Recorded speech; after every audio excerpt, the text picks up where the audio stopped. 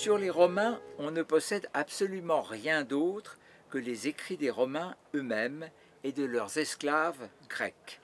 Ceux-ci, les malheureux, parmi leurs réticences serviles, en ont dit assez, si l'on prenait la peine de les lire avec une véritable attention.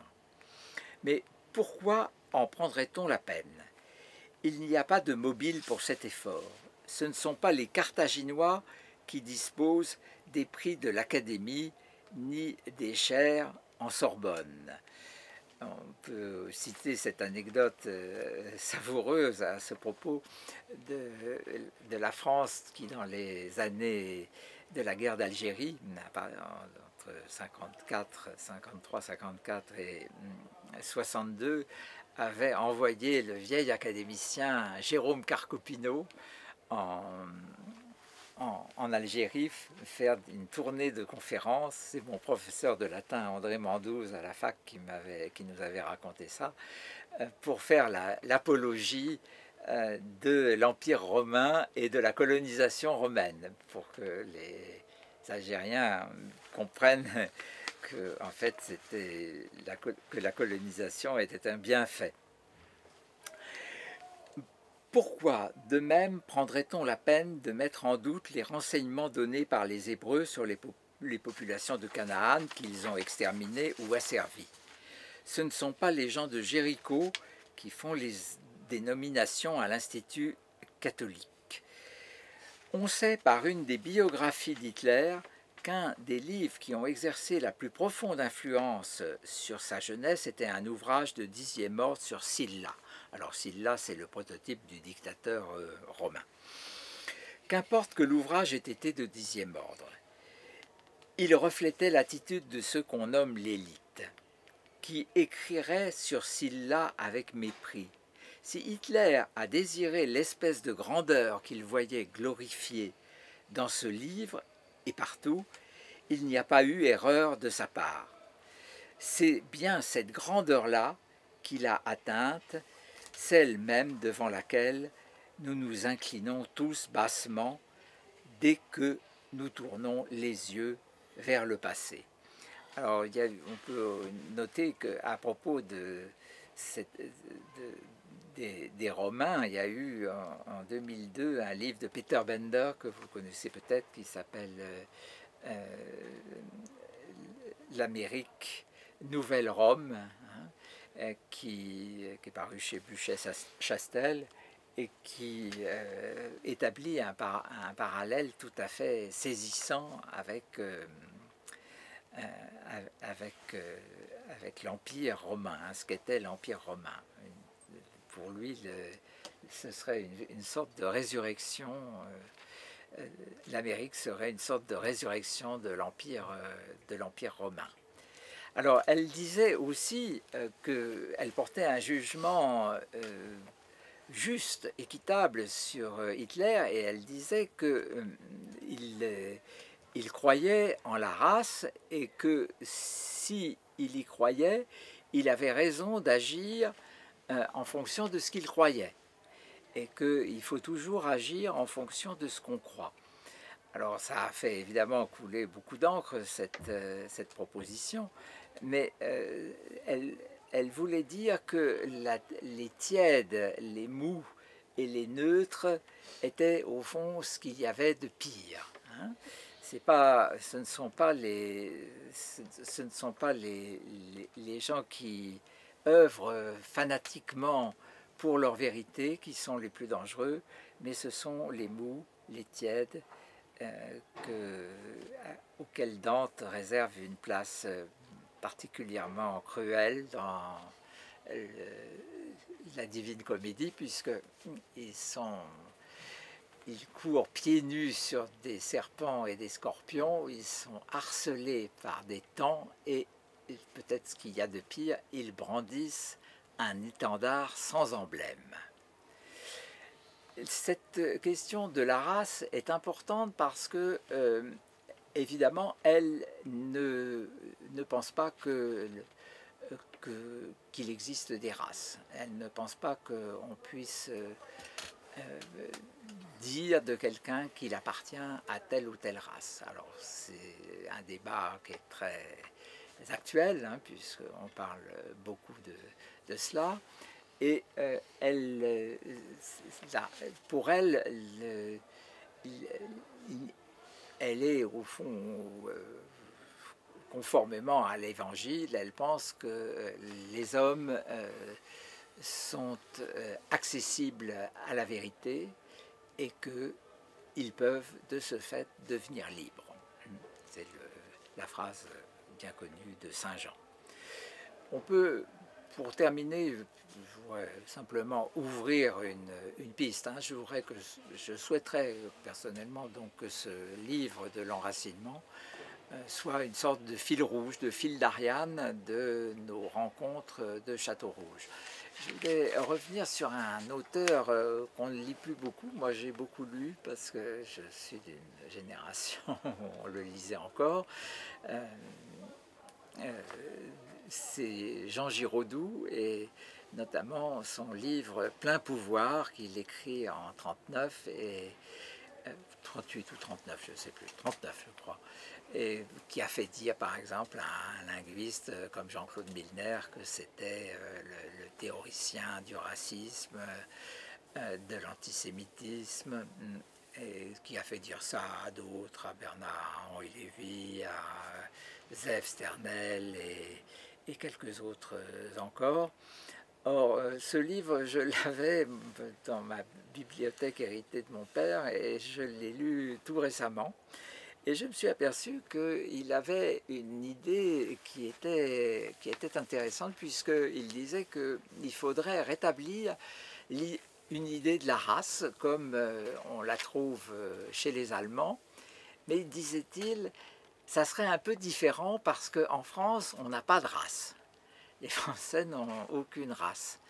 Et il n'y a pas de race française.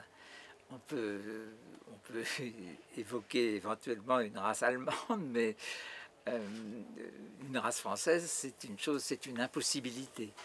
Et disait Giraudoux que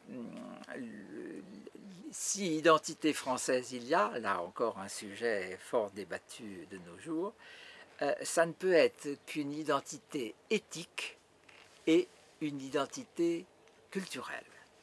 Et on le voit bien, on voit très bien que l'éthique, c'est sur la manière de se conduire. On peut très bien s'entendre sur la manière de se conduire avec des gens qui ne sont pas nés en France et qui sont venus récemment ou anciennement. Hein. Ça, c'est tout à fait... On peut se mettre d'accord sur ça. Et sur la culture aussi. Alors, à condition, évidemment, qu'il y ait encore une culture française qui se tienne, ce qui n'est pas toujours le cas. Voilà.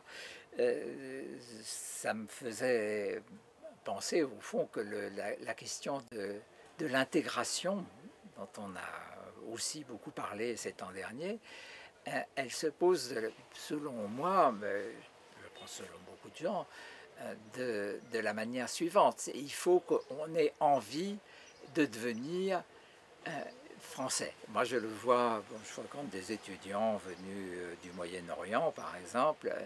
Ils ont un fantasme de la France. Hein. Les uns, c'est Michel Foucault, Deleuze, Lacan, c'est Althusser, d'autres, c'est Malraux. Ils ont une idée comme ça de ce qu'est un Français et de ce qu'est devenir français.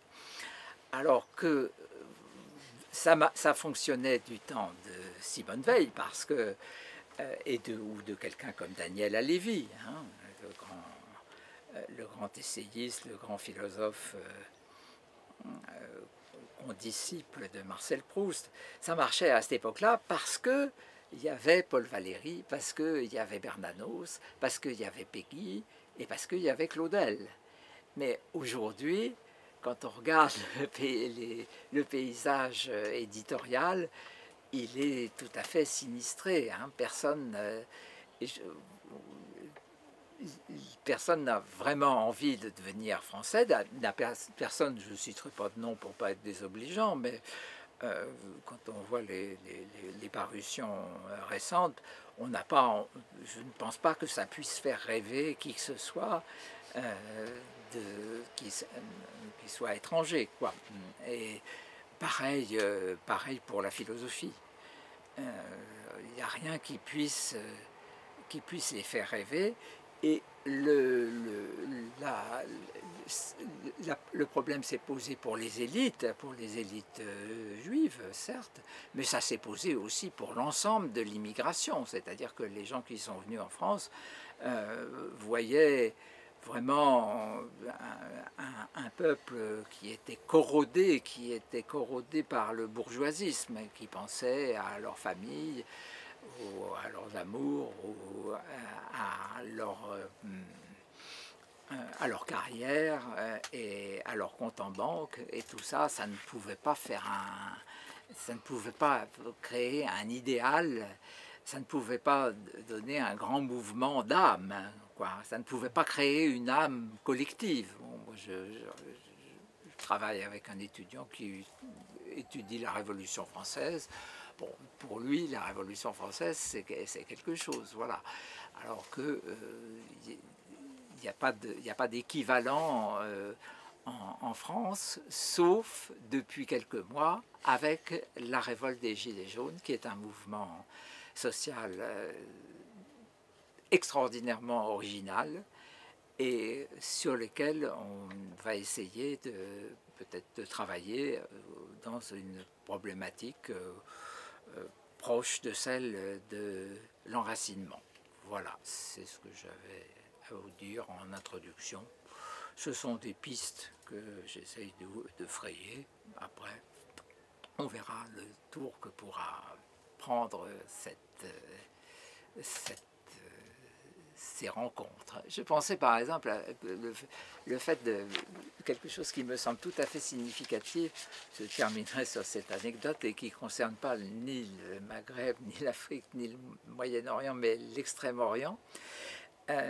Il y a à l'ambassade du Japon en France une cellule psychologique pour principalement les étudiants et les étudiantes